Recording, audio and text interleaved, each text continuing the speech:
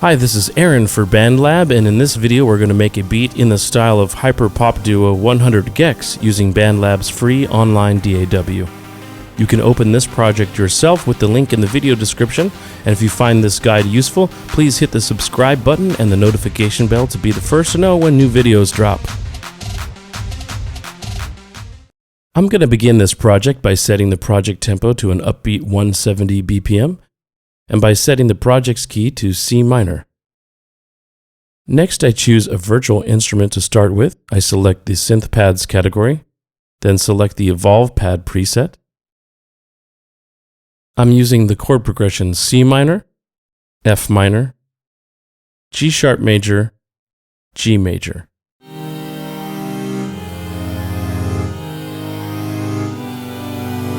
Next, I want to add a rhythmic arpeggiator style patch. I select Synth Leads Fat and Dirty for this.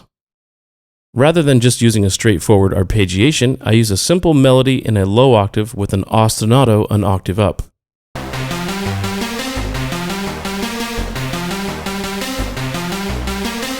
I want to develop this sound, so I create a new virtual instrument track, and this time set it to Synth Leads Dance Lead.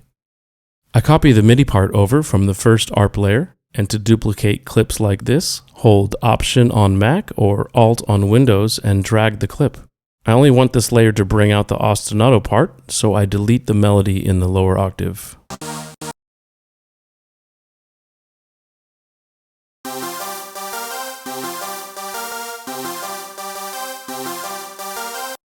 Normally at this stage I go about creating a beat and a bass line to work with the musical parts, but this track is going to switch up to a different feel in the drop, so I'm going to create that separately. I start the drop section by creating a new virtual instrument track and setting this to Drum Pads Ultra Fat 808. This plays a very straightforward kick, clap, and closed hat beat.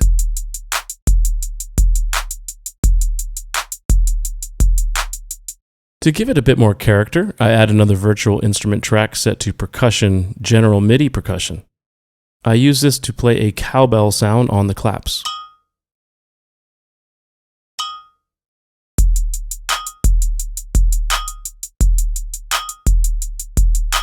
Next, I'm going to create a bass line. This is going to get loud, so before I proceed, I turn down the levels of the existing instrument tracks.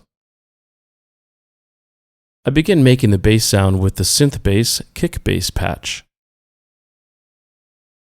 This is really simple and plays C, G, C, F.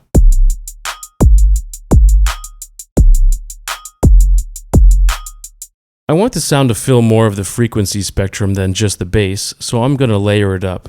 I turn the original bass down to -6 dB to give us some more headroom in the mix, then I duplicate the track and turn the new version down to -15 dB. Using the effects panel, I add the distortion puff pie effect, turning the volume and sustain up to their maximum and turning the tone all the way down. This distortion gives the kick a heavy mid-range that really fills up the mix.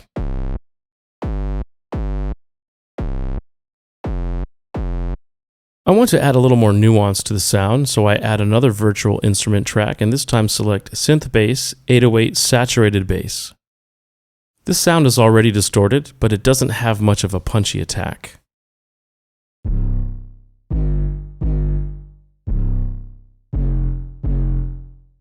That's no problem though, as our kick bass tracks have plenty of punch and played all together they have a really big feel.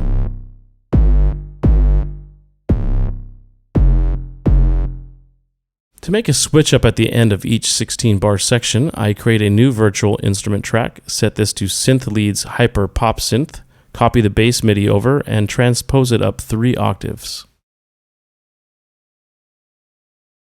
To quickly transpose, I press Command plus A on Mac or Control plus A on Windows to select all the MIDI notes, and then click the +12 button 3 times to shift them up 3 octaves.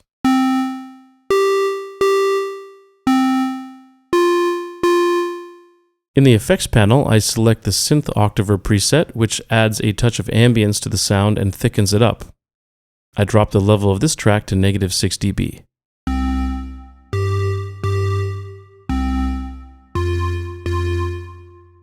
Now it's time to arrange the track. I start with the 16-bar intro, followed by the drop section with the switch up at the end.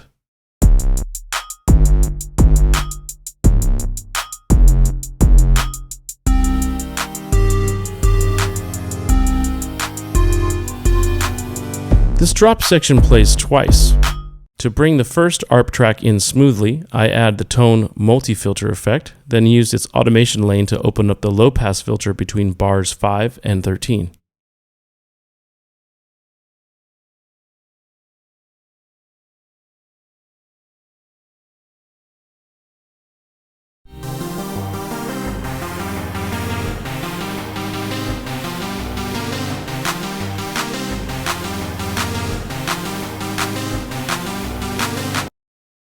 To make the sound more atmospheric, I add a reverb, studio reverb effect, turning down the mix to 4.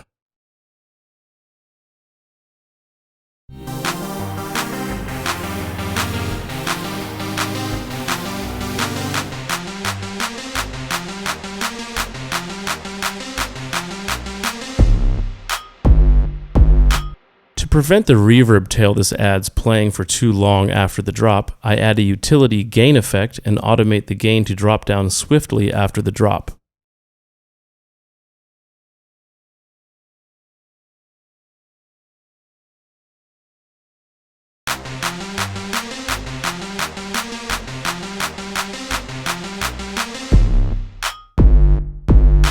I have the drum part developed throughout the arrangement. It starts off with just claps in the second half of the intro, which double up to play on every beat in the following 4 bars.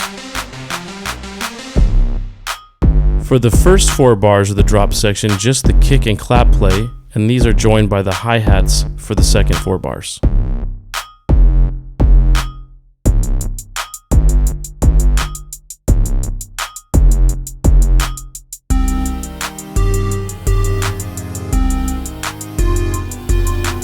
To make the build-up more intense, I want an impact sound. So I open up the Loops panel, select the Loops tab, and enter Impact into the search field.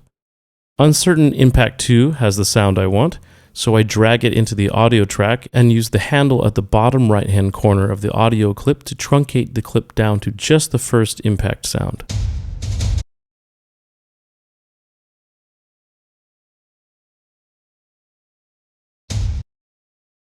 Then I duplicate this out to create a rhythm over the 4 bars before the drop. I want this to be louder, so I turn the track up to +4 dB.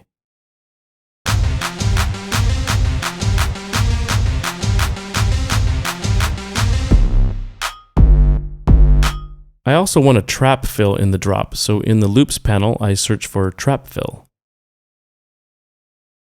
Trap Essentials Fills 4 is ideal, so I put this onto the final 2 bars before the drop. I also use this on the last 2 bars of each drop section to help the switch up transition back to the main groove.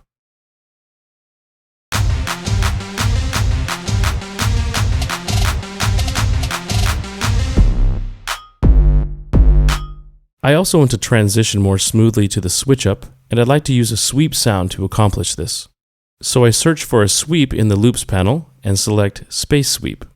I place this 2 bars before the switch up, truncating the end of it so that the sound stops when the switch up section begins. This sound is quite loud, so I turn it down to -14 dB.